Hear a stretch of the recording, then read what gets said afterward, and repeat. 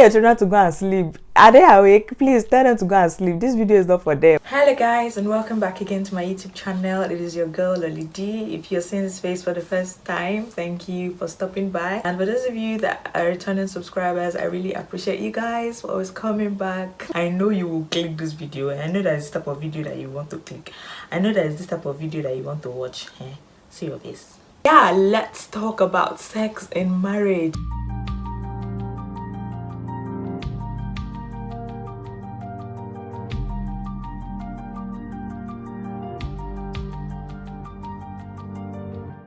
First off, I'm going to say in marriage, sex is better and sweeter when couples talk about it.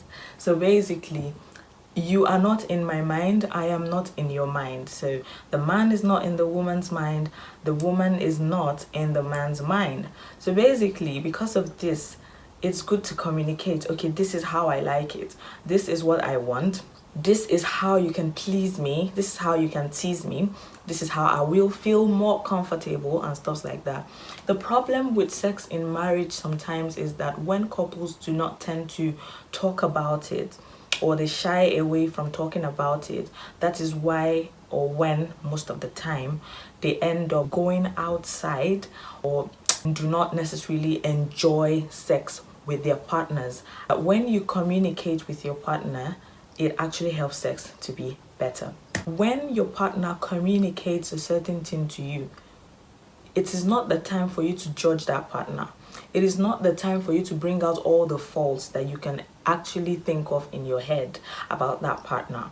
It is not the time for you to start making them feel inferior simply because they air their opinion, because I feel it takes a lot from some people, it takes a lot of courage from people, but hey, that is why it is good for you to marry your friend, so that you can be able to communicate these things easily. God wanted a means for a man and his wife to be able to have fun together, and one of the ways he wanted them to be able to achieve this fun together is through sex.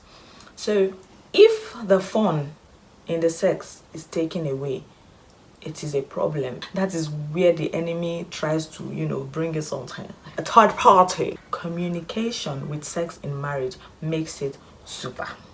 The second thing I would like to point out about sex in marriage is that it is good for both partners to be open-minded. Sometimes sex is restrictive to the other partner because his or her partner in marriage is not open-minded to do the things that is going to pleasure him or her. If you are open-minded and you're not thinking that, oh, this type of sex is a sin because you're trying to satisfy your partner, or this type of sex is not convenient for you, you're not ready to twist and turn and stuff. I'm not saying you should go and do snake in the monkey shadow and break your head just because you want to please your partner. I don't think any partner is going to be happy to kill his or her partner simply because of sex. Should be open-minded enough to want to try our best. One of the things people do not know in marriage is that sex is not every time. A lot of people, when they are single and they see married people, they're like, these people having sex every time, every second, everywhere. These people enjoy, every day, morning, afternoon, night, mid-morning, mid-afternoon, midnight. Hey, it's not like that. When things start happening, like you going to work, you facing children, you trying to make money, trying to pay your bills, trust me, sometimes sex will be the last thing on your mind. But you see, the times you guys have the opportunity to do it, make it worth your while. Permit me to use the word wild. There are some people that before they come into marriage, they have already experienced wild type of sex in quotes, and they are just wild like that. And because of this, they want to come into marriage and expect their partner to be wild like that, and the partner is not wild the way they want the partner to be wild. Take it easy, sister. Take it easy, brother. Another thing I want to mention about sex in marriage is change your routine once in a while, because when the routine is altered, there's more spice and there's added fun. We human beings, let's be truthful to ourselves. The truth is, if you are doing the same old thing every single time, at a point you get tired, isn't it? So basically, it will be good for both partners in marriage when they can actually get to the point where they alter some routines. So sometimes, basically, I don't know, 18 plus. This video is not for children. Tell your children to go and sleep. Are they awake? Please tell them to go and sleep. This video is not for them, okay? I want to go deep. I want to go deeper, okay? Do it anywhere. It doesn't have to be always on the bed or always in the sitting room or living room. Sometimes do it in the kitchen or the toilet. Do it everywhere you think you want to do it. And like I said, sometimes it's not, you will not have the opportunity to do it every time, but trust me, whenever you have the opportunity to do it, man. Do it. Understanding matters a lot. So for example, if you're a man, you got married to a virgin, you know that her body, mentally and even otherwise, physically and every other part of herself, she is not into sex already. So you have to take it easy. And if it be a man as well, you have to understand the fact that she is just starting, and just like a beginner in every project or in anything at all, there's the learning process. Okay, I saw on social media recently about this man being a sort of relationship tutor. So I don't want to mention the name, but a lot of you would have known who I'm talking about. This is someone that a lot of people look up to, that advises men on how they should treat women in marriage and how they should stay faithful, they shouldn't be cheating, using Bible references and all of that stuff. And all of a sudden he found himself entangled in the web of cheating on his wife. And when I saw he was holding the wife's hand, the wife seemed so helpless. Gosh.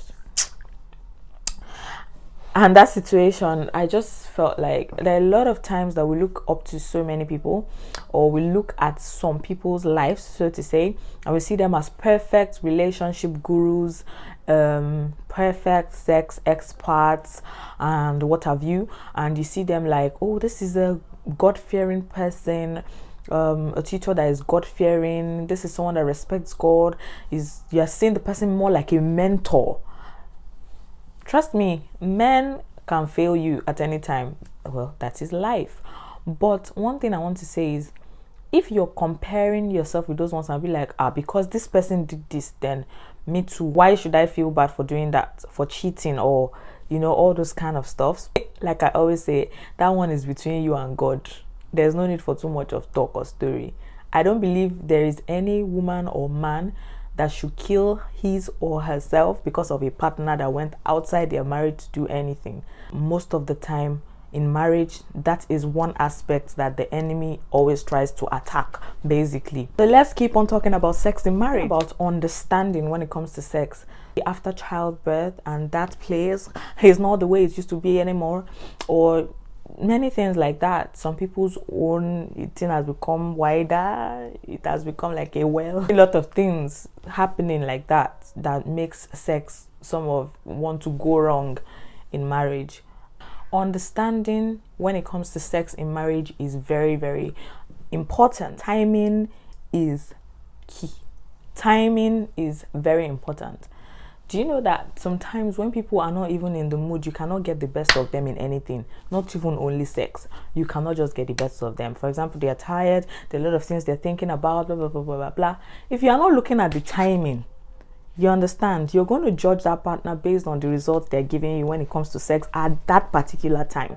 Respect in conversations is very important. So basically, whenever you're having that conversation with your partner about how they are not satisfying you well enough, or what they are not doing well enough, or blah blah blah blah blah, do not forget to put some respect in that, because there's some people that the way they will even talk to their partner at that point, you are going to kill every form of good morale that person has, and you cannot even still get the best out of that person. So basically, it's like you're shooting yourself in the head or on the foot, because your partner is not still going to get better after that conversation, because you've only succeeded in pulling them down with your words, looking down on them and disrespecting them. Basically, sex in marriage is sweet because you are not thinking, stealing the meat from the pot.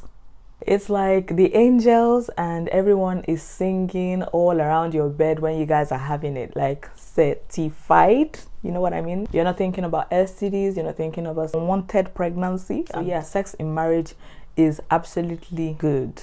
and interesting. Everything that you feel will make your sex life better. Read books, listen to some things some people have to say about their experiences, be ready to explore, try new things. You can ask God for anything and everything. Your partner is not doing enough, you want him to change, pray about it. She's not doing enough, you want her to change, pray about it. You want your tummy to be flatter, you want your this to be that, pray about it. It seems weird, but trust me, God is the one that created this life. Last, he can put 2 and 3 together to make whatever you want to see manifest. Thank you for watching the video up till this time. See you guys in my next one. Bye.